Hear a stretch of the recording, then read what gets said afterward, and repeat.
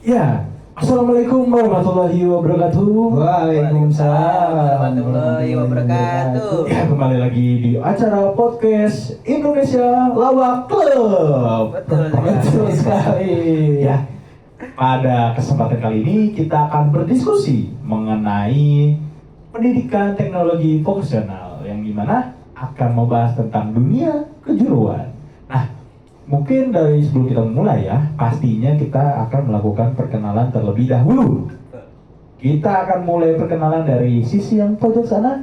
Dipersilakan untuk memperkenalkan dirinya, bisa nama dan NIM dan lain-lainnya. Silakan. Halo teman-teman, saya namanya Muhammad Asgal Wafi dengan NIM 2283230066. Salam kenal semuanya.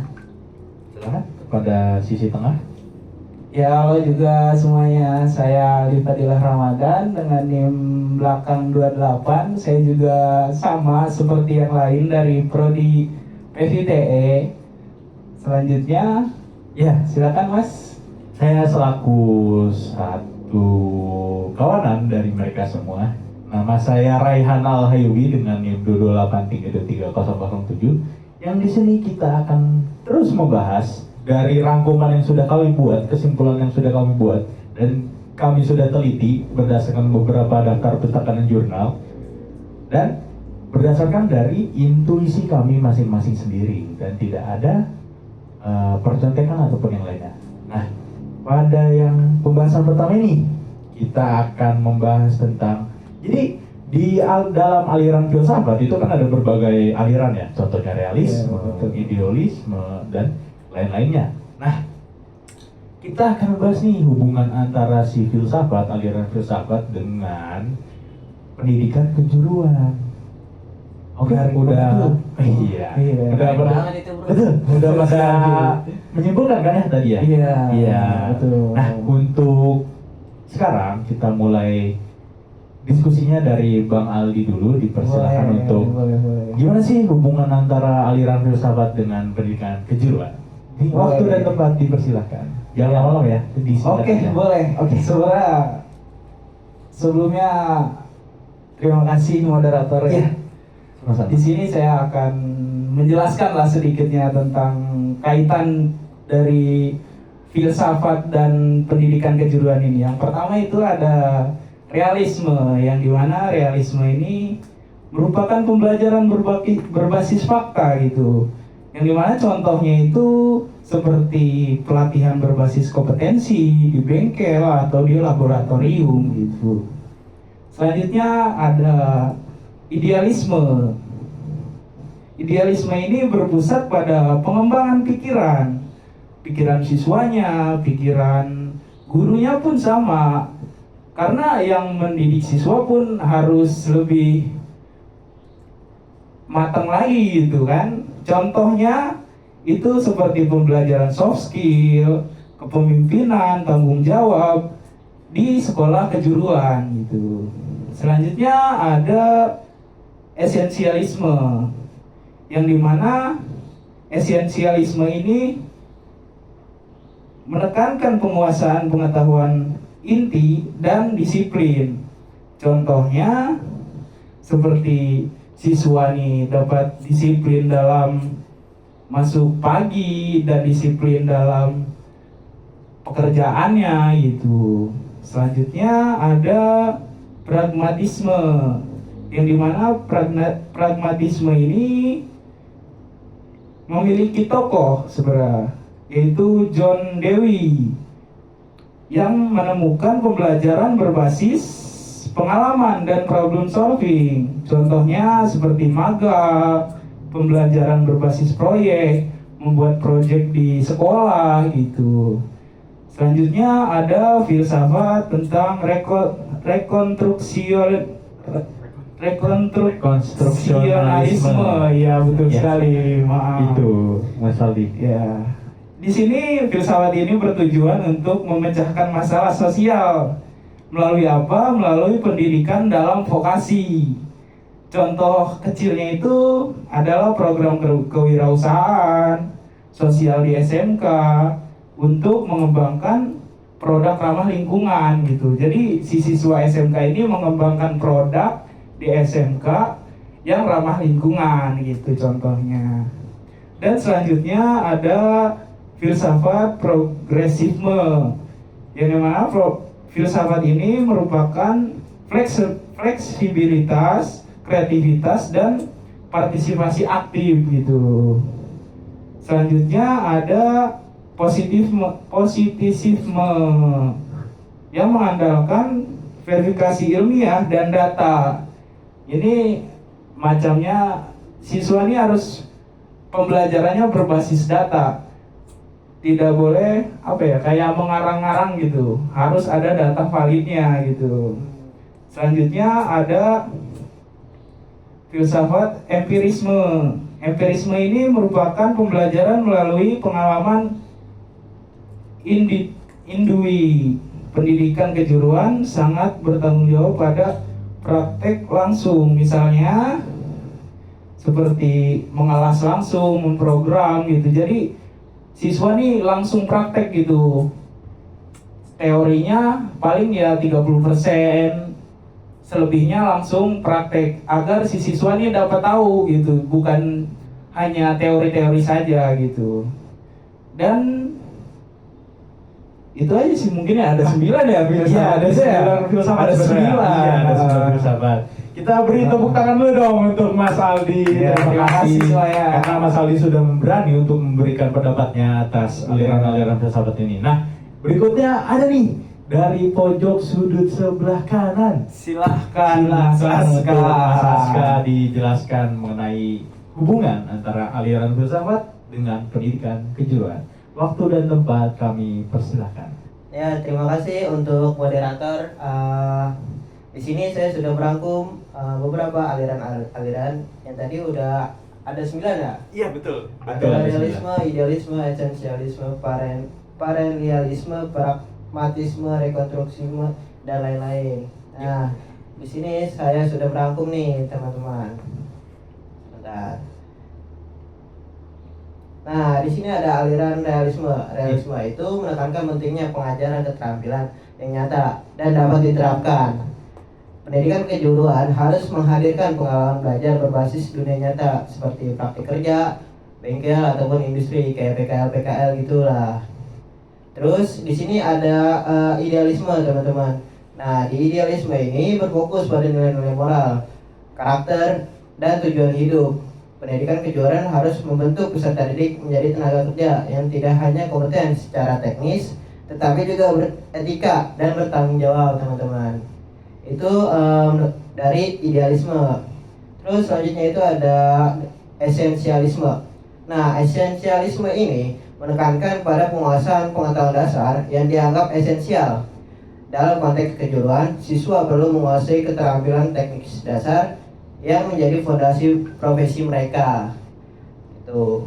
Terus ada di sini ada parenialisme, teman-teman. Nah, parenialisme ini mengajarkan bahwa pendidikan harus berfokus pada prinsip-prinsip universal dan berpikir kritis. Meskipun berbasis keterampilan, pendidikan kejuruan juga harus mengembangkan kemampuan berpikir logis dan analitis pada peserta didik. Tuh, teman-teman, dari parenialisme. Terus di sini ada pragmatisme, yang dimana pragmatisme ini beranggapan bahwa nilai suatu kebenaran bergantung pada manfaat praktisnya. Dalam pendidikan kejuruan, pendekatan ini mendorong pembelajaran berbasis masalah nyata dan proyek industri. Tuh, teman-teman. Terus di sini ada rekonstruksialisme. Nah, di sini yang sudah saya rangkum itu menekankan bahwa pendidikan harus berperan dalam memperbaiki kondisi sosial. Pendidikan kejuruan harus melatih peserta didik untuk menjadi inovator yang dapat menciptakan solusi terhadap tantangan sosial ataupun industri. Dan juga di sini ada progresivisme. Nah, progresivisme ini berpusat pada peserta didik dan menyesuaikan dengan perkembangan zaman. Pendidikan kejuruan perlu fleksibel, inovatif, serta berbasis minat dan kebutuhan individu, serta dunia kerja yang dinamis. Terus di sini ada positivisme, mengajarkan bahwa semua pengetahuan harus berbasis pada fakta ilmiah dan dapat diuji. Pendidikan kejuruan mengadopsi pendekatan ilmiah dalam praktik kerja dan penggunaan teknologi modern. Nah, di sini terakhir ya teman-teman, ada empirisme. Yang dimana empirisme ini menekankan pentingnya pengalaman inderawi sebagai sumber utama pengetahuan. Pendidikan kejuruan menerapkan melalui pengalaman langsung, seperti kayak magang-magang, PKL, ataupun kayak kita nih ada program PI juga ya. Praktik industri, ya betul. Gitu. Mungkin pendapat saya segitu saja sih dari saya. Ya, terima kasih kepada Bung yang ada di pojok, Bung Aska. Kita berikan tepuk tangan dulu. Ya, mungkin itu dari pojok sebelah kanan dan tengah. Nah, dari saya sendiri, menurut saya nih, apa sih hubungannya aliran-aliran filsafat yang berhubungan dengan pendidikan teknologi vokasional ataupun pendidikan kejuruan? Ya, seperti yang sudah teman-teman di sini sebutkan, adanya 9 aliran filsafat yang dimana dari pertama dulu deh kita bahas tentang realisme. Real, berarti asli ataupun secara nyata. Nah, realisme itu berhubungan dengan pendidikan kejuruan, yaitu guru mengajarkan secara langsung secara praktik bagaimana di dunia nyata, gimana ngelas di dunia nyata. Nah, itu adalah aliran realisme jika dihubungkan dengan pendidikan kejuruan. Nah, yang kedua ada idealisme. Biasa namanya udah ide, berarti berfokus pada pemikiran, ide-ide yang ada di pikiran anak-anak mahasiswa ataupun siswa. Nah, sebenarnya ini rada kurang relevan kalau di pendidikan kejuruan, tapi bagus untuk membuat etika kerja, etos kerja, dan sikap profesional dalam pendidikan di kejuruannya. Nah, yang ketiga ada esensialisme yang menekankan penguasaan keterampilan dasar. Ya, contohnya mungkin di SMK ada penyolderan, pengelasan, dan yang lain-lainnya gitu. Di bidang keahliannya otomatis di elektro, kalau di kita ya. Nah, terus yang keempat ada perennialisme yang fokus untuk hal-hal universal. Nah, karena jadi universal cara apa sih? Universal maksudnya kayak teknologi yang sekarang berkembang itu pastinya sangat banyak. Mulai dari dulu mungkin kita masih menyambung listrik dengan tangan, tapi sekarang udah ada tang yang bisa langsung menghubungkan antara kabel-kabel. Nah, berikutnya ada perennialisme. Pragmatisme maksudnya. Nah, pragma berarti perjalanan hidup atau pengalaman. Berarti pragmatisme adalah pendidikan kejuruan yang dilakukan berdasarkan pengalaman nih. Ibu dulu pernah gini loh, ibu dulu pernah kelas kayak gini, ibu dulu pernah nyolder kayak gini. Jadi berdasarkan pengalaman, si guru itu mengajarkan ke siswanya. Nah, terus berikutnya ada rekonstruksionalisme, menekankan pendidikan sebagai alat perubahan sosial. Ya, kalau kita lihat di Tridharma Perguruan Tinggi, adanya pengabdian. Jadi ada penelitian, pengembangan, pendidikan, dan penelitian.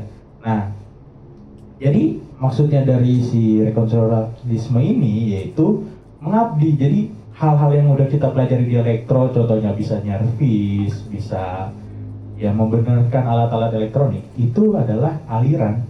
Ternyata itu adalah aliran loh teman-teman. Itu rekonstruksionalisme. Kemudian ada progresisme.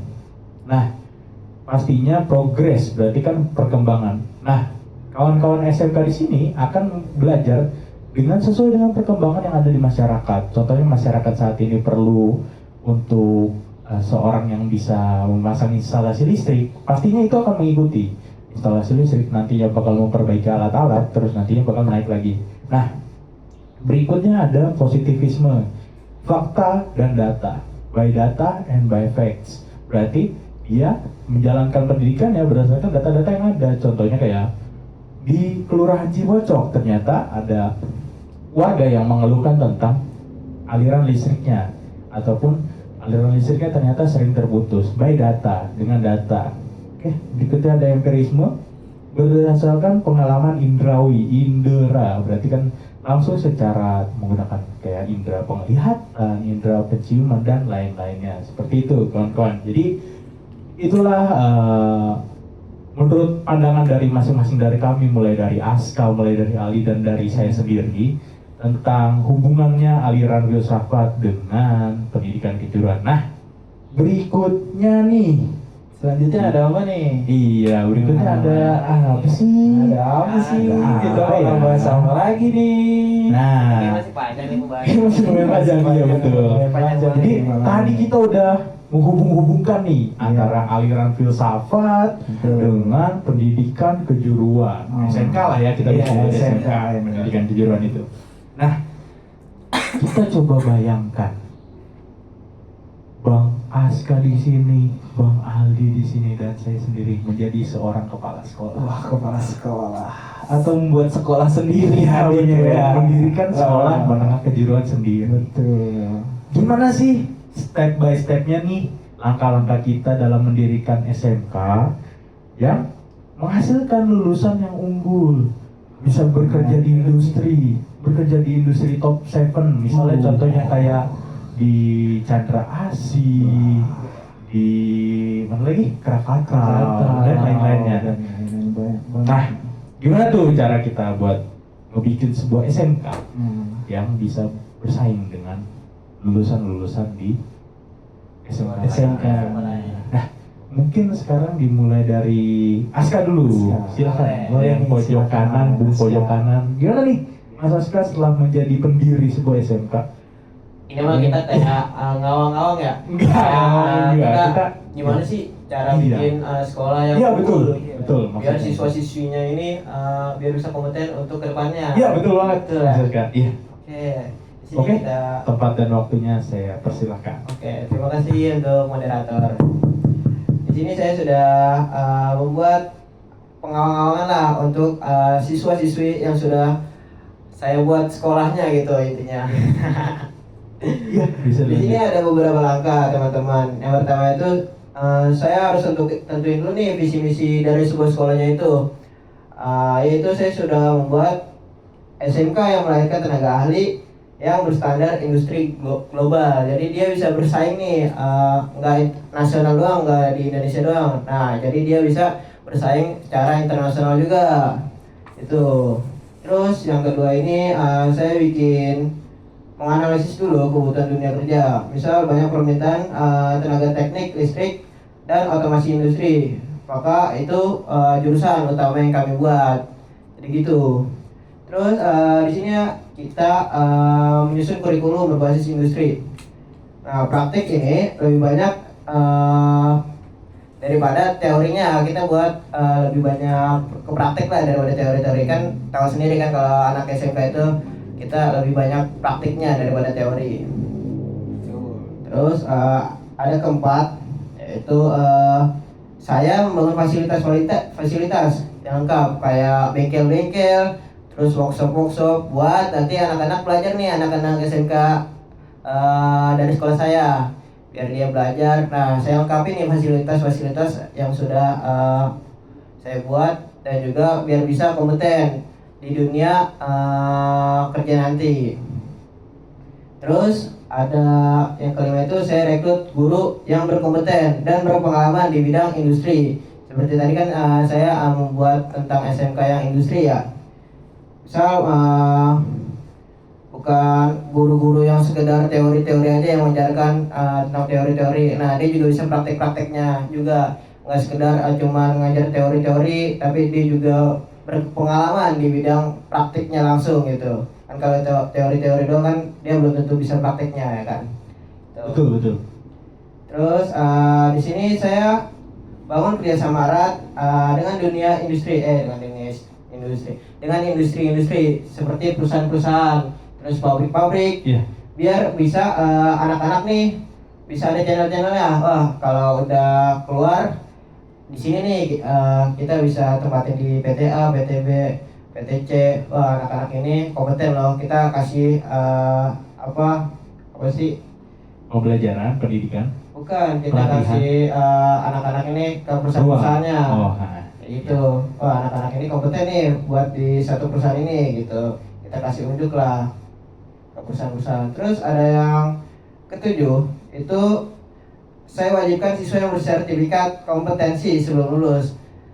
Seperti sertifikat kayak kelistrikan ataupun industri-industri. Jadi keluar nih enggak cuman sekedar ini doang, harus bersertifikat lah. dari anak-anaknya, kayak udah belajar teori-teori dan juga praktik-praktik dari SMK kelas 1 sampai pun SMK kelas 3. Nah, dia harus dites lagi nih buat nanti ke dunia industri itu. Jadi skill-skill yang udah dipelajari dari SMK kelas 1 sampai kelas 3. Nah, dia kayak istilahnya apa sih? Ulangan akhir semester lah. Iya. Kayak ujiannya gitu supaya persyaratan masuk dunia industri. Paling menurut pengalaman saya mungkin itu masih banyak lah kekurangan kali ya. Iya betul. Mungkin itu aja sih cukup dari Ya, saya. terima kasih untuk Mas Aska, beri tepuk tangannya kembali yang hangat. Ya, terima kasih banyak atas pendapat ya dari Bung Aska. Udah cukup lengkap, sangat lengkap sekali menurut saya sendiri sebagai salah satu, ya kalau kita bisa bayangkan lah ya, misalkan seorang pendiri dari satu SMK. Ya berikutnya gimana nih Mas Aldi, mau Mas Aldi duluan atau saya duluan? Mas Aldi duluan ya. Ya, gimana nih Mas Aldi misalkan ingin mendirikan sebuah SMK? Sebenarnya sih kalau menurut saya Ya, dipersilakan. kalau untuk membangun sebuah SMK yang akan menciptakan lulusannya yang ya bisa dibilang bagus gitu kan. Yang pertama sih yang harus dilakukan itu kita mencari dulu nih analisis kebutuhan yang ada di industri dulu. Apa aja kebutuhan di industri, apa aja kebutuhan kompetensi yang ada di industri tentunya. Agar apa? Agar menciptakan lulusan yang berkompeten gitu pada saat lulus nanti. Contohnya itu kita dapat identifikasi tentang industri ini butuh apa gitu, butuh skill apa nanti ke depannya. Dan selanjutnya itu bakal menyiapkan visi misi yang sesuai dengan industri tersebut. Begitu kalau menurut saya. Sebelum membuat visi misi itu, saya akan melakukan analisis pasar dulu gitu. Dan selanjutnya itu saya akan mempersiapkan administrasi dan hukum legalitas untuk sekolah gitu kan. Nggak mungkin cuk-cuk berdiri gitu kan sekolah, harus ada sertifikasi sekolahnya gitu kan. Dan selanjutnya tentunya saya akan melakukan kerjasama di pihak industrinya. Agar apa? Agar nanti si lulusan nih setidaknya dapat jembatan lah, agar dia setelah lulus dapat pekerjaan yang emang kompeten di bidangnya gitu, yang dia tekuni pada saat kelas 10, 11, dan 12 gitu. Karena itu kita butuh kerjasama dengan pihak industri. Dan yang ketiga itu saya akan melakukan tentunya desain kurikulumnya, kurikulum berbasis apa? Berbasis kompetensi tentunya kan, karena di sekolah kejuruan ini ya yang dikembangkan yaitu kompetensi untuk prospek kerja nanti ke depannya gitu. Struktur kurikulum tentunya ya untuk, kalau menurut saya kalau pendidikan kejuruan tuh teorinya hanya sekedar ya 40%, 30%-an saja, dan selebihnya ya harusnya praktek gitu, karena yang disiapkan itu kompetensi untuk siswanya gitu, untuk kerja nanti. Dan selanjutnya tentunya setelah melakukan perancangan kurikulum dan sebagainya, saya akan melakukan tes kompetensi pada siswanya agar apa? Agar nantinya dapat sertifikasi yang emang bisa menunjang dia pada saat bekerja melamar pekerjaan gitu. Sertifikasi yang emang ada pengaruh ya, maupun di nasional dan internasional gitu. Dan selanjutnya saya akan menyiapkan tentunya sarana dan prasarana yang layak gitu, tentunya dengan yang terbaru. Nggak mungkin kan kita mau mengajarkan siswa tentang kompetensi di industri sedangkan sarana dan prasarananya masih zaman baheula gitu ya kan ya. sekali benar. Mungkin yang kita rasakan saat ini Yang kita rasakan saat ini lab kita ya. Betul sekali.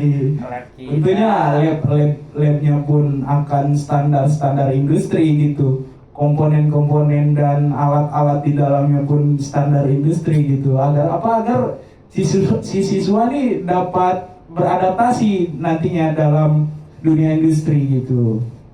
Dan selanjutnya itu tentunya saya akan merekrut sumber daya guru yang sangat berkompeten di bidang industri yang dituju nanti di sekolah kejuruan ini.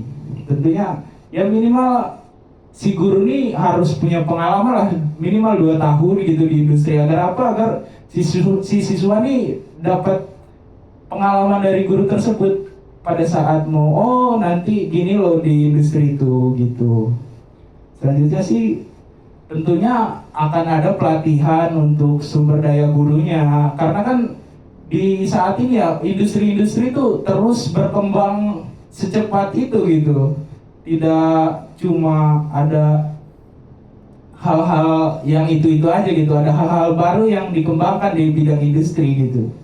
Selanjutnya itu ada yang saya akan siapkan adalah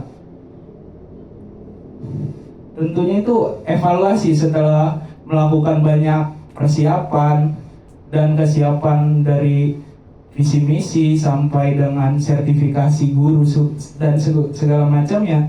Saya akan melakukan evaluasi dan controlling apakah sistem yang saya terapkan ini akan efektif pada saat berjalannya pendidikan ini, dan kalaupun tidak efektif itu pasti ada yang saya rubah gitu. Itu sih kalau dari saya, Iya, moderator. ya terima kasih pada Mas Aldi nih. Tepuk tangannya dulu dong, yang meriah, yang meriah. Ya, tadi penjabaran yang sudah cukup panjang dari Mas Aldi ya. Tadi sampai Mas Askar nih kelihatannya mengantuk gini. Saya wah, Ah. jadi sangat senang banget nih. Oh, iya. Banyak bertukar pikiran di sini. Iya, Betul apa yang mau sekali. yang dapat tadi? Semoga saja penonton kali ini ya tidak bosan melihat Iya. kita diskusi malam ini ya. Betul sekali. Betul. Emang di sini namanya aja kita Indonesia Lawak Club. Iya. Emang ada beberapa lawakan, tapi kita tetap serius Tetap dalam serius. membahas Tetap pendidikan di serius. Indonesia. Iya. Pendidikan Itu yang dia. sudah bobrok ya. Betul, betul sekali, betul sekali. Hidup Indonesia. Ya, lanjutkan mungkin ya. Lanjut ya, lanjut. Oke. Ya dicukupkan ya untuk Saska. Nah, selanjutnya. mungkin ini udah 2 pihak yang menjelaskan, dan masih ada satu saya lagi. Saya ingin Betul. memasuki nih rongga-rongga yang ada. Iya. Langsung saya masuk Langsung saja. di dalam pendidikan Ah, gitu loh. pendidikan. Dalam pendidikan. Jadi Iya. kita akan membangun sebuah SMK, bro. Iya. Kita akan membangun sebuah sekolah menengah kejuruan yang bisa bersaing dengan sekolah-sekolah menengah kejuruan yang lain. Tapi pertama ada 2 pilihan yang kita harus pilih dalam membangun sekolah SMK. Kita ingin mencari satu keuntungan atau ingin menciptakan generasi yang memang berkompeten. Itu dulu kawan-kawan. Apa yang tujuan kalian membuat SMK itu apa? Pastinya inginnya yang kedua. Cuman pada realitanya pada hari ini teman-teman semuanya yang terjadi adalah nomor 1, Keuntungan. keuntungan. semata. Kita membangun SMK dengan fasilitas yang bobrok, fasilitas yang jelek, yang untuk keuntungan. Keuntungan atasan ya. Atasan. Betul sekali. Nah, gimana sih cara membuat sesuai dengan kriteria yang kedua, yang generasi terbaik, generasi yang kompeten terhadap industri di sini? Karena pada dasarnya SMK bekerja, melanjutkan Keduanya. wirausaha, BMW, BMW. Oh, nggak kenal BMW ya? BMW ya. Jadi yang pertama pastinya kita ngecek dulu nih. Misalnya kita ambil contoh di Serang. Serang dekat sama apa sih? Industri apa sih? Di Serang? Dekat sama industri apa? PLN Sekarang ada. PLN Serang. Iya, di PLN banyak ya. di sana. PLN juga ada. Hmm. Tapi yang paling memungkinkan ada di Cilegon. Banyak banget Banyak banget industri itu di Cilegon. perusahaan-perusahaan. Dengan adanya Suralaya, Suralaya. Chandra Asih, itu kan masih dalam ya jurusan kita lah, ke elektroan, ya kan? Betul. Nah, makanya itu kita ngecek dulu nih pasarnya apakah ada di elektro, apakah ada di kejuruan dan di industri Suralaya. Nah, kalau industri Suralaya kita bikin otomatis yang penjurusannya kayak gini teman-teman. Ada yang elektro pasti dong, untuk Suralaya apalagi. Betul. Ada yang untuk di dunia kimia sedikitnya. Nah, ama ada di dunia permesinan pastinya teman-teman. Jadi kita ngecek dulu nih. Oke, di Serang cocoknya berarti kita bikin SMK elektro. Oke, elektro semua. Kita sesuaikan dengan industrinya. Kemudian kita bentuk kompetensi keahliannya. Kompetensi keahliannya apa? Misalnya tadi udah ada elektro nih, udah ngambil garis kelas elektronya. Pasti kan di bawahnya ada lagi elektronika, mekatronika, dan lain-lainnya. Itu berbeda teman-teman, tapi dalam satu ruang lingkup yang sama, yaitu teknik elektro. Nah, terus kita adakan pastinya ya, benar yang dikatakan Bang Aldi tadi, bahwasanya ngebuat sesuatu pasti harus ada izinnya dulu, harus ada pelegalannya dulu. Kita harus izin ke dinas pendidikan dan lain-lainnya, karena tak kunjung-kunjung tiba-tiba kita membuat sebuah SMK kan nggak mungkin ya. Nggak mungkin. Nah, berikutnya ada kurikulum. Pastinya kita mengambil kurikulum yang sudah disediakan oleh siapa? Oleh pimpinan kita dari Kementerian Kementerian Pendidikan dan Budaya. Riset, Budaya dan Teknologi. Nah, itu dia teman-teman. Sekarang pada SMK sekarang yang diterapkan adalah kurikulum Merdeka. Merdeka, anjir. Ya, kurikulum yang merdeka. Nah, tapi yang disesuaikan untuk apa? Untuk di industri. Sebenarnya kurikulum merdeka itu nggak nambah apa-apa. Sebenarnya hanya muatan-muatannya. Contohnya kayak muatan umum. Iya. Ada bahasa Indonesianya, ada PPKN-nya, dan ada IPS-nya. Sebenarnya bisa aja, sama-sama aja sebenarnya. Nah, tapi kita mencoba nih menyelaraskan kurikulum yang ada di kita, yang itu kurikulum merdeka, dengan kurikulum yang kita buat kerjasama dengan industri. Nah, kita bertanya nih pada industri Suralaya, misalnya PT Suralaya, Mas Suralaya gitu ya, mau nambahin kan nih di kurikulum kita ada pemfokusan apa gitu di elektronya, misalnya pemfokusan untuk pembuatan gardu listrik. Nah, itu sesuai dengan industrinya, sesuai dengan yang ada di Suralaya. Pun Suralaya bisa menambahkan kurikulum-kurikulumnya ke SMK kita, gitu. Nah, kemudian ada pastinya udah ada rancangannya, udah ada kurikulumnya, udah ada izin-izin legalnya. Ya kita bikin sekolahnya, kita bikin fasilitasnya, kita maksimalkan. Contohnya sekarang, mungkin kita di Untirta sendiri masih kekurangan dengan fasilitasnya, mulai dari kita masjid masih kurang. Menurut kalian udah cocok belum kita dipanggil sebuah perguruan tinggi? Belum kalau menurut saya. Bahkan kita masih kalah dengan madrasah. Iya. Masjid pun, Masjid yang seharusnya menjadi tempat kita beribadah malah nggak ada. Nah, itu yang harus dipikirkan seorang yang akan membuat sebuah sekolah. Harus dipikirkan dulu gimana bisa memberikan fasilitas yang nyaman, yang pas. Bengkel yang harusnya luas, lab yang harusnya lebar, lab yang harusnya bisa mengayomi seluruh warga yang ada di jurusannya. Kenapa kecil? Itu adalah sebuah kesalahan, adalah sebuah kemunduran. Jadi sebelum kita membangun sebuah SMK, bangun dulu fasilitasnya, buat dulu fasilitasnya. Gimana caranya? Kita mau menghasilkan lulusan yang unggul, yang bisa berkompeten, tapi fasilitasnya nggak ada. Masa mau belajar di masjid? nggak mungkin sih. Itu dia. Nah, berikutnya pasti udah ada fasilitasnya udah ada. Masa nggak di ngajar? Betul. Harus dong, harus ada yang ngajar. Nah, mungkin di kita di Indonesia saat ini lulusan pendidikan itu sudah terlalu banyak. Lulusan SPD, bergelar SPD itu hingga pada saat ini data itu mengucapkan bahwasanya per tahunnya ada hampir 5 juta lulus bergelar SPD. Seharusnya pendidik lumayan banyak dan harusnya kompetensinya Betul. Ini banyak nih yang lulus dengan gelar SPD. Tetapi apa? Pembukaan CPNS sekarang pun PPK Ormo, bukan PPK Ormo ya, PPK. Nah, ya PPG seperti itu hanya mencakup hingga 1.500.000 warga masyarakat. Dari 5 juta yang lulus bergelar SPD, hanya 1,5 yang diambil. Wajar banget nggak? ya, dikit banget. dikit banget, 3,5 nya kemana? Iya. Nah, FK memang harus dibuka harusnya. Iya. Nah, lanjut lagi, pastinya kita mencari yang kompeten, benar-benar yang kompeten lah untuk mengisi perguruan kita. Berikutnya ada pasti kerjasama. Kayak yang dibilang tadi, mulai dari kurikulum kita udah buat struktur berdasarkan kerjasama dengan industri. Nah, setelah udah ada itu, pasti kita buat MOU nih. MOU Pak, pokoknya MOU itu buat kayak pengesahan kita kerjasama dengan industrinya. Nah, misalnya di semester kelas 3 lah, kelas 3 atau kelas 2, kita mau ngadain magang Pak. Bisa nggak kita kerjasama Bapak nih, kan kita udah kerjasama berdasarkan kurikulum ya. Nah, coba di kerjasama kita langsung PKL, magang ke sana, gitu. Nah, udah ada itu, kemudian siswa-siswa yang lulus dibekali dengan sertifikasi tadi yang disebutkan. Contohnya kayak BLK. Jadi misalnya kita mendukung nih, ayo adik-adik, ayo anak-anak, kita masuk ke BLK dulu sebelum lulus. Kita sudah bersertifikasi BLK. Itu sertifikasi yang sangat berguna. Sertifikasi yang memang sangat cocok lah. Nah, itu kawan-kawan sedikitnya dari kita.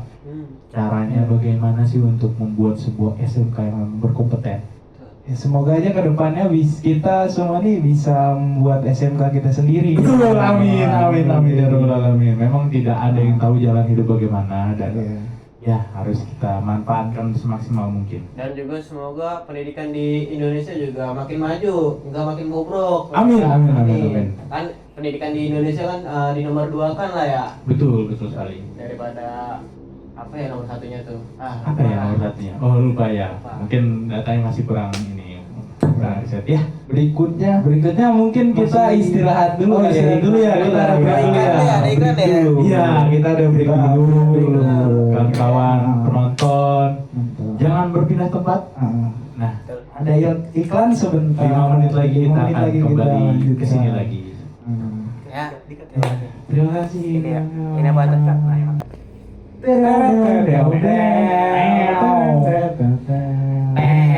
Kembali lagi di ILC Indonesia Lawak.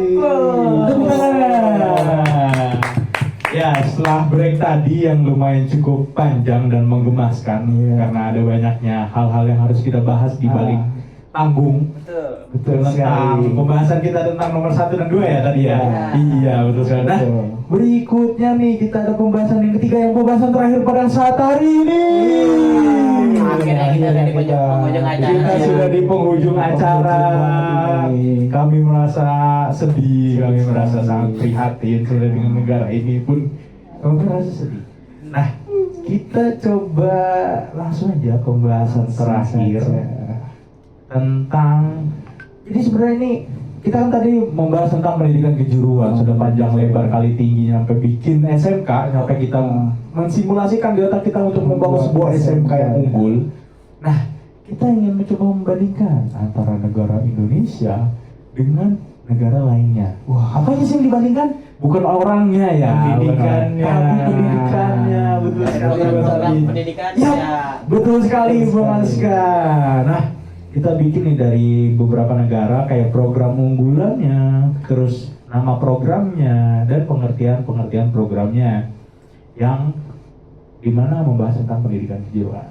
Nah, mungkin yang pertama langsung dari saya sendiri Abang ya, aja. selaku moderator. Karena tadi kita udah Ya, Bang mulai dari Bang Aldi, dari Bang Betul. Aska, Ya. dan balik lagi ke saya.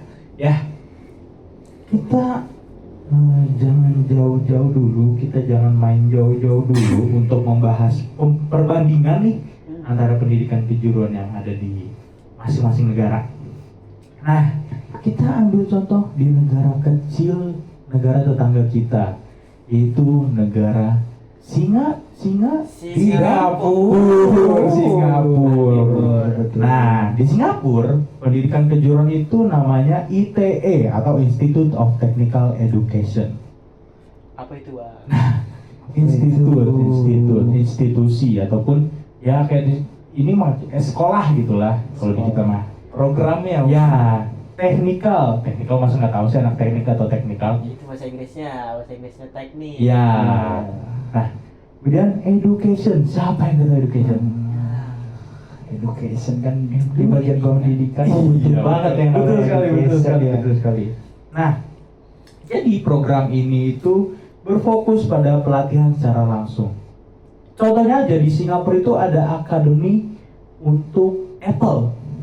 Apple membangunkan sebuah akademi di Singapura yang dimana itu mereka tuh bisa langsung kerja di perusahaannya Apple nanti.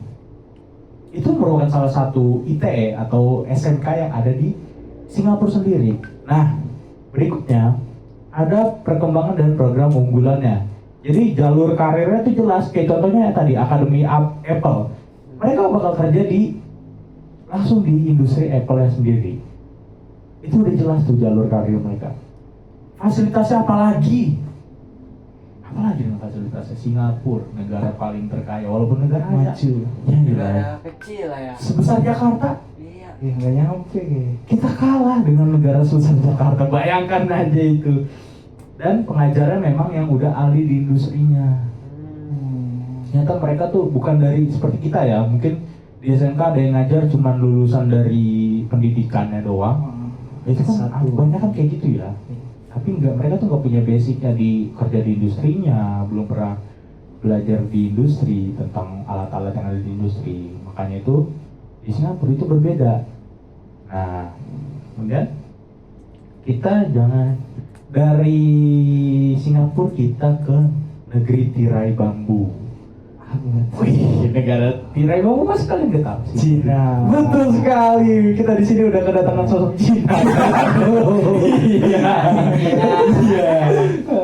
Nah, di Cina sendiri itu sebenarnya yang lumayan umum. Kita mengenalnya dengan Tibet. Tibet. Apa tuh Tibet? Teknikal. V. Vokasional. Education.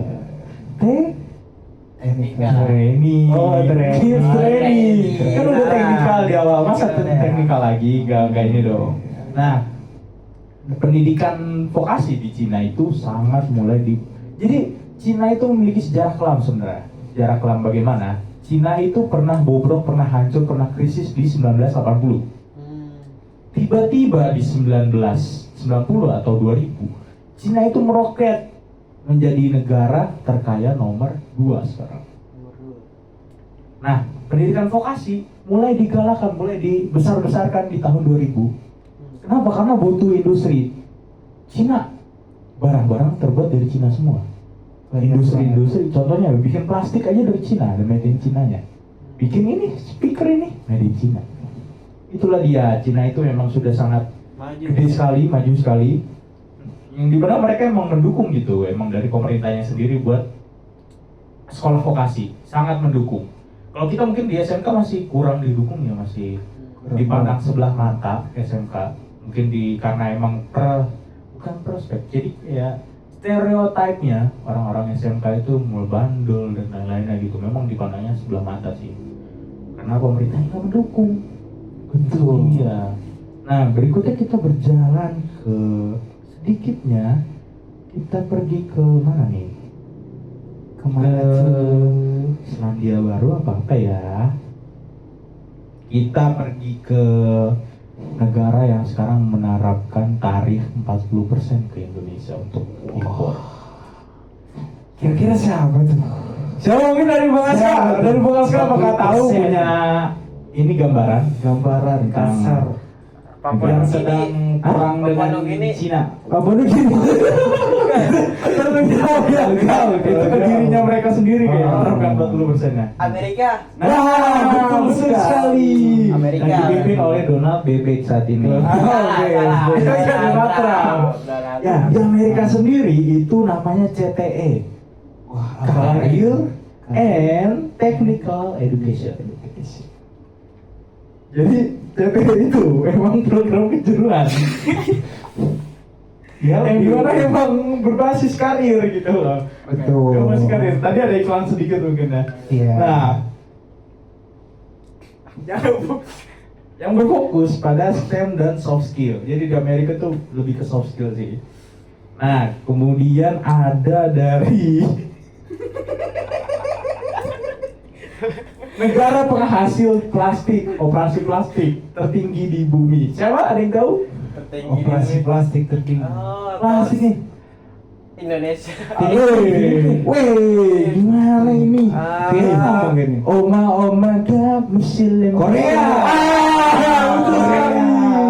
Korea Utara apa Korea Selatan? Korea Selatan. Korea Selatan bukan penghasil plastik sih, tapi penghasil mayat. Agak ngeri juga ya makanya.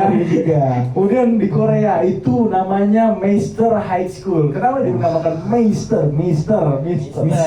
Ya, Pak. Meister itu sebuah sekolah kejuruan elit sebenarnya yang menggunakan yang membahas tentang AI, robotik dan lain-lainnya. Nah, dukungan pemerintahnya gak jauh-jauh dari Cina, emang sangat besar untuk pendidikan vokasi. Ya, lanjut. Iya, dilanjut mungkin. Ya, Kita mungkin kebanyakan bercanda di sini. Iya. Kita serius dulu. Serius dulu mungkin ya kita ya, serius dulu. nah setelah itu ada negara yang diganyang-ganyangkan sebagai negara pendidikan terbaik.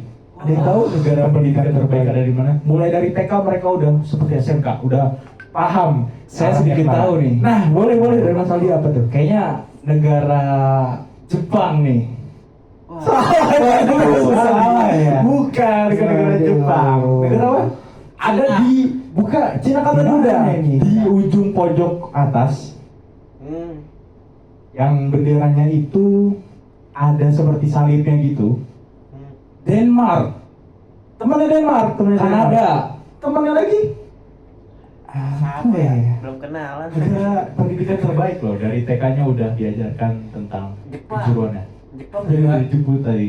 Jepang. Finlandia. Betul sekali.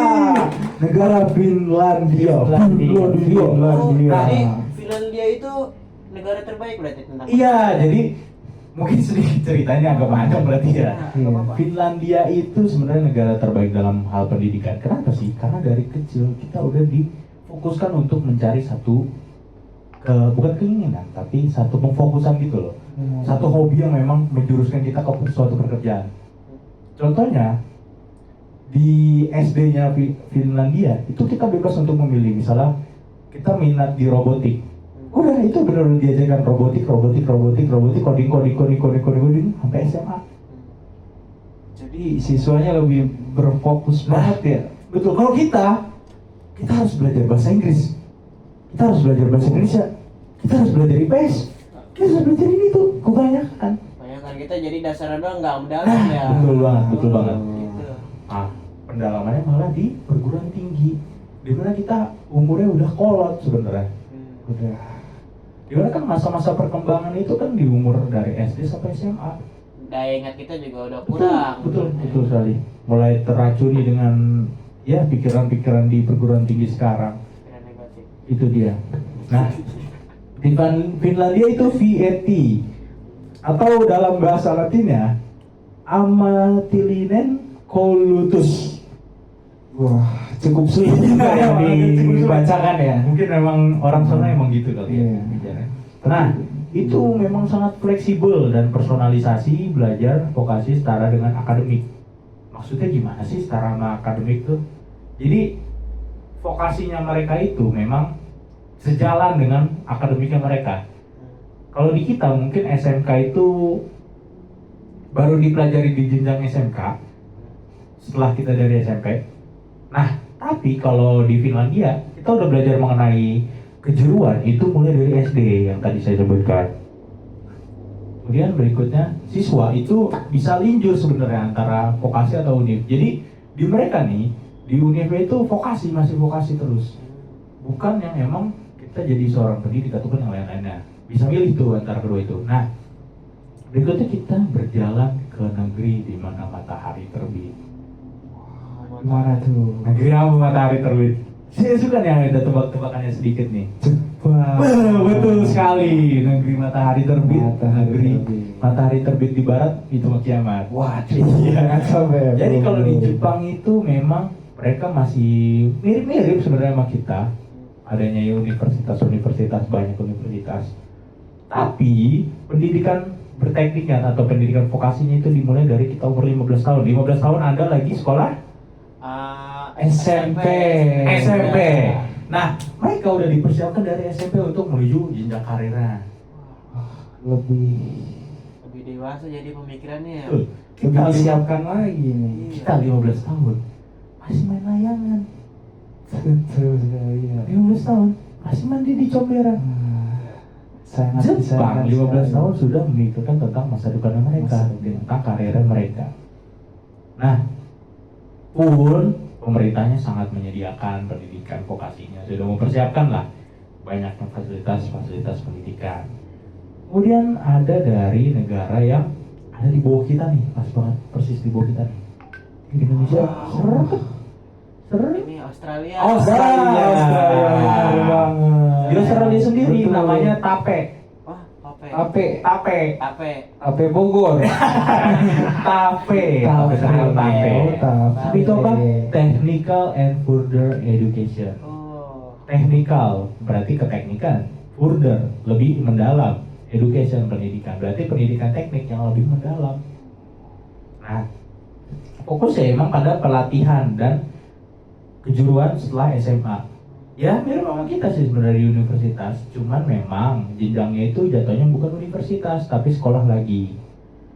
Nah terus industrinya terlibat dalam pengembangan kurikulum. Nah yang seperti saya bilang di nomor 2 tadi, di mana industri itu terlibat langsung, turun langsung untuk menjalankan sebuah kurikulum. Jadi mereka kerjasama sama si industrinya dan sekolahnya sehingga membuat kurikulum yang memang sesuai. Kemudian ada, wah ini saudaranya lagi dari Finlandia ini, tapi benderanya kuning sama biru. Kuning sama biru. Ukraina. Ukraina udah mati saudara. Jadi Swiss itu benderanya apa coba? Iya sih, pokoknya Swiss lah. Swiss merah kan? Merah bukan kuning biru. Iya, kita lanjutkan aja ya. Nama programnya yaitu FED. Tadi masih FED, sekarang FED doang. FED. Vocational Education and Training. Nah, 2/3 ternyata faktanya 2/3 by data 2/3 siswa di SMA pada negara Swiss itu memilih masuk jalur vokasi. Wah, banyak juga tuh ya. Iya, bayangkan aja aku beli Oreo 2/3 anak-anak di Swiss memilih untuk masuk ke vokasi. Kemudian salah satu sistem penghasil pendidik vokasional yang tinggi. Maksudnya gimana? Jadi lulusan dari sekolah di Swiss ini memiliki kompetensi yang tinggi atau sistem SMK yang terbaik, penghasil tinggi pasca lulus. Nah, kemudian ada negara yang sempat kalah di Perang Dunia Kedua. Amerika? Salah. Negara yang seperti ini nih. Rusia? Oh. Negara apa? Apa tuh? Rusia? Bukan, Rusdi. Rusdi. Bukan. Negara dengan biasa kumis kotak ya. Oh. Bapak kumis kotak. Kanada. Bapak kumis kotak. India yang sering ngomel-ngomel. Jokowi. Kumis kotak ya. Yang lambangnya itu kayak segi empat. Denmark. Salah. Perang Dunia Kedua. Musuhnya Uni Soviet. Lambangnya ini ada di anime nama Tuman. Apa namanya? Tuman. Wah, Apa tuh, Man? Tokyo Manji. Ya, yang ada di Tokyo Manji. Ya. Itu apa nama negaranya? Aduh, lupa lagi. Kayak sebelumnya Jerman. Nah, iya kita jangan bahas sebelum jadi Jerman ya, tapi udah jadi Jerman ya. Jerman. Jadi negara Jerman menggunakan nama program dual system. Udah kayak speaker aja, dual Dolby system. Keren Iya, banget ya. dual system. Jadi kombinasinya itu belajar di sekolah, kita masih masuk di sekolah, kita masih belajar secara biasa, tapi diselingi dengan masuk ke dunia industri. Gak kayak PI kita sekarang yang cuma sebulan, Iya. yang aneh menurut saya juga merupakan suatu program aneh, hanya magang sebulan. Tapi dia diselingi, misalnya 3 bulan dia belajar di sekolah, 3 bulannya lagi dia langsung ke industri. Lebih bagus ya, lebih Betul banget pengalaman. Betul banget. Kemudian ada sistem magangnya itu emang udah dikoordinir gimana caranya dia itu bekerja sama dengan industrinya. Jadi ketika kita bikin SMK harus ada kerjasama dengan industri, nggak boleh nggak ada yang kerjasama dengan industri. Kan di Indonesia mah, di Konoha maksudnya, di Konoha mah sebaliknya ya. Yang penting bikin dulu SMK-nya baru kerjasama. Baru kerjasama. Itu adalah sebuah kesalahan sebenarnya. Kemudian ada berikutnya dari negara tercinta kita, negara Indonesia. Negara kita nih. Ya pastinya nama programnya SMK lah ya, udah nggak SMK. asing lagi, sekolah menengah kejuruan. Yang dimana ya sesuai dengan visi misinya nyiapin siswa-siswa yang siap untuk bekerja di industri. Udah itu aja sebenarnya. Sangat berbeda jauh dengan program-program di negara lain yang memang sudah sangat menyiapkan dengan program-programnya masing-masing.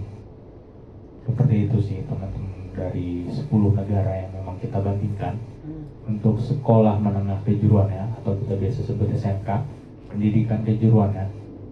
Nah, kira-kira dari pendapat masing-masing yang ada di sini gimana nih? Mulai dari Bang Ali dulu kali ya. Oh, lagi Ngopi haus. dulu. Oh iya, ngopi dulu, mungkin Ngopi lagi dulu. Bang Aska dulu, lanjut aja dari Bang Aska, dipersilakan. Ya mungkin udah cukup. Ya, bisa Tes. Ya. Nah. Ya, dipersilakan. Mohon maaf tadi ada kesalahan sedikit. Ya, mungkin sudah cukup lengkap lah ya, diceritakan oleh Bang Ayub di sini. Udah cukup lengkap. Di sini saya cuman menambahkan sedikit, paling boleh menambahkan sedikit saja teman-teman. Tadi kan udah disebutin dari Bang Ayub dari negara Jerman, terus Australia, Amerika dan juga lain-lainnya. Dari nama-nama program, terus pengertian programnya apa dan program-program unggulan lainnya. Mungkin begitu. Terus di sini udah saya rangkum teman-teman. Ada 10 negara dan juga beberapa program-program unggulan dari suatu negara tersebut. Di sini ada negara Jerman.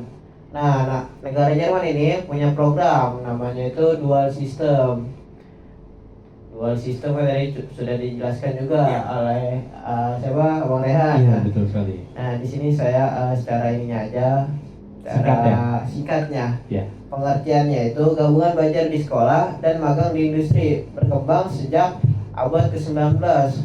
Udah lama banget berarti ya. Abad 19. Abad 19 udah disiapkan dari jauh-jauh tahun nih, dari abad 19 Iya. sampai sekarang masih dipakai.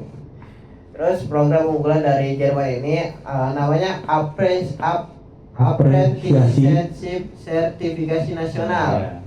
Nah, ciri khasnya itu keseimbangan teori dan juga praktek. Jadi 50-50 lah antara 50-50. praktek dan juga teori. Betul. Bukan kayak di negara Konoha. Oh iya. Nah, negara Konoha ya. Iya, betul sekali. Kayak lebih banyak teori dibandingkan dengan praktek. Nah, Iya. kalau di SMK lebih banyak praktek dan juga lebih dikit teorinya gitu. Oke. Gak seimbang lah. Iya, iya.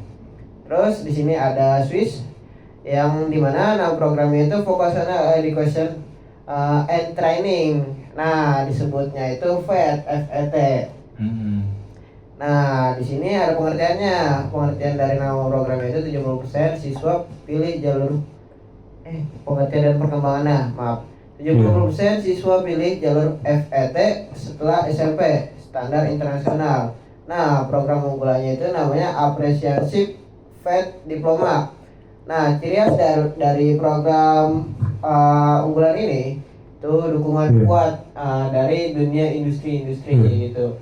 Jadi dia didukung penuh nih dari dunia industri, kayak perusahaan-perusahaannya. Oke. Terus ada yang ketiga itu Australia. Nah, Australia ini nama program itu TAFE yang sudah dijelaskan juga. TAFE, Iya. bukan TAFE, Iya.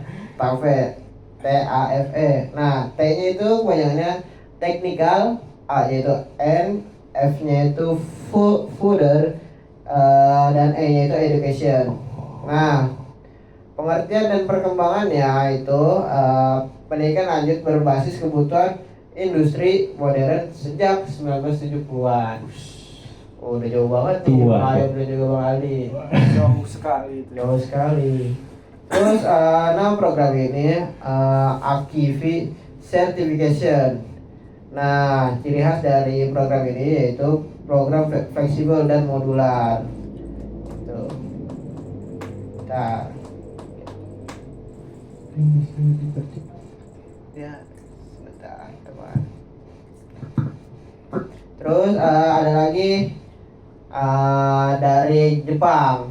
Nah, di Jepang ini ada Kosen College yang berfokus di teknik sejak mudanya. Sementara itu di Australia itu tadi kan sudah disebutkan, TAFE menawarkan sertifikasi berbasis kebutuhan kerja.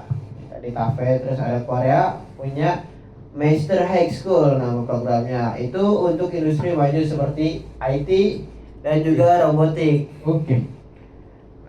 Terus ada Amerika itu namanya lewat Career and Technical Education CTE. Nah, namanya juga Career and Technical Education. Nah, jadi dia berintegrasi dengan karir dan juga akademik.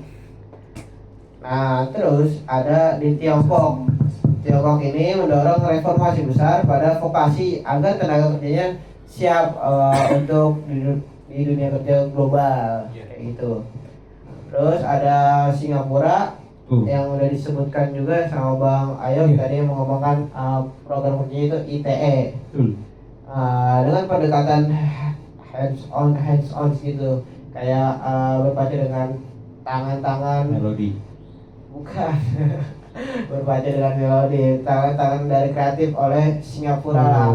Yang tadinya negara kecil biasa saja, sedangkan kita negara besar tapi udah lebih maju dari Singapura.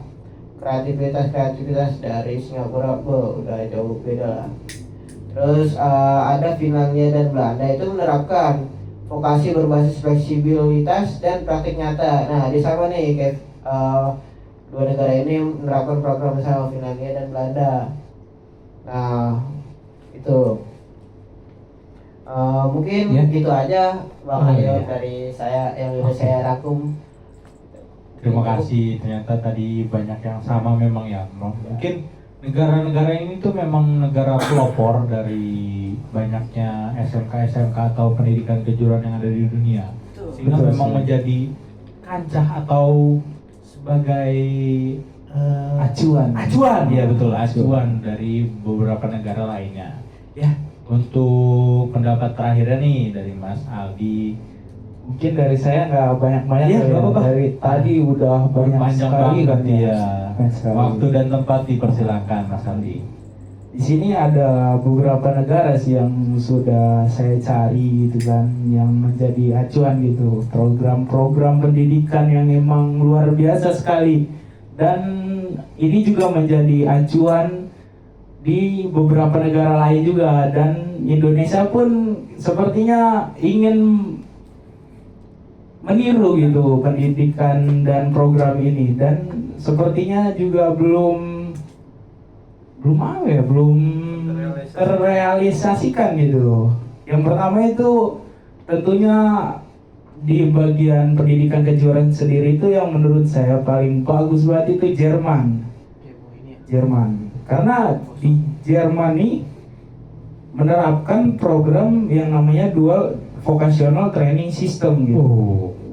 Ada dua nih, jadi sistem ini tuh ganda yang menghubungkan pembelajaran di sekolah dan magang gitu. Jadi di sekolahnya cuma 30% dan magangnya 70% gitu kan. Keren sekali.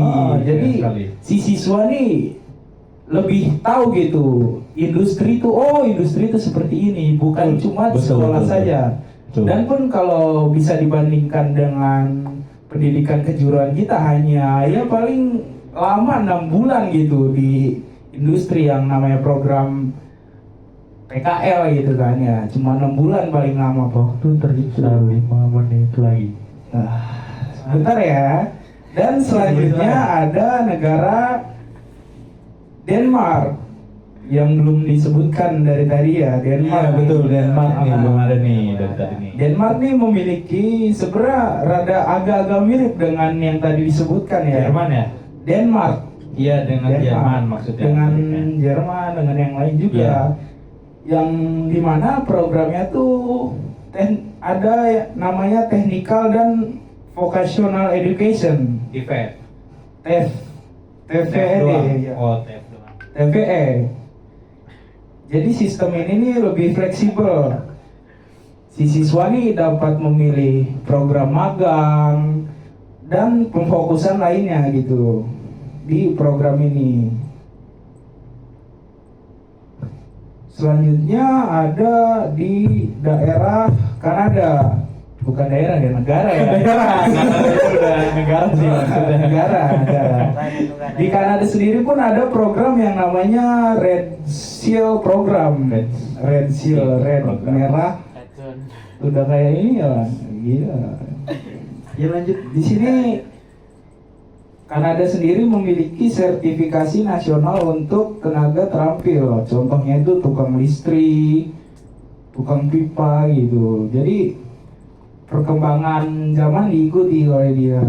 Diikuti oleh 10 provinsi di Kanada program ini. Wow. Banyak sekali diterapkan di Kanada program Banyak ini. sekali. Dan selanjutnya ada negara Waktu tersisa 3. Finlandia selanjutnya. Finlandia tuh sebenarnya sudah disebutkan ya oleh Aska, oleh Raihan tadi. Negara ini memiliki program yaitu Vocational Upper Secondary Education, di mana pendidikan vokasi berbasis kompetensi dan proyek. Itu mungkin segitu saja yang saya sampaikan ya, karena udah banyak sekali pembahasan kita malam ini ya. Iya, pembahasannya Banyak sudah banget sangat ya. panjang, panjang untuk orang panjang. Udah sangat Mungkin terlalu kawan-kawan jauh juga. pembahasannya juga. Betul.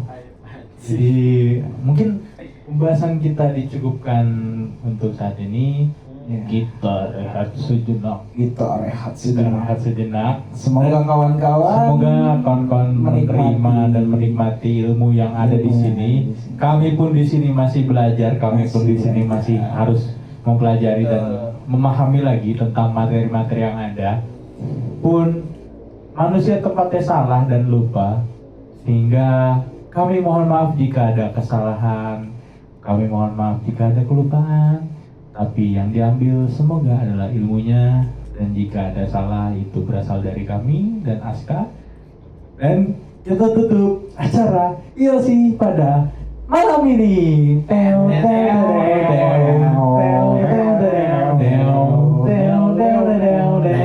Assalamualaikum warahmatullahi wabarakatuh. Selamat malam.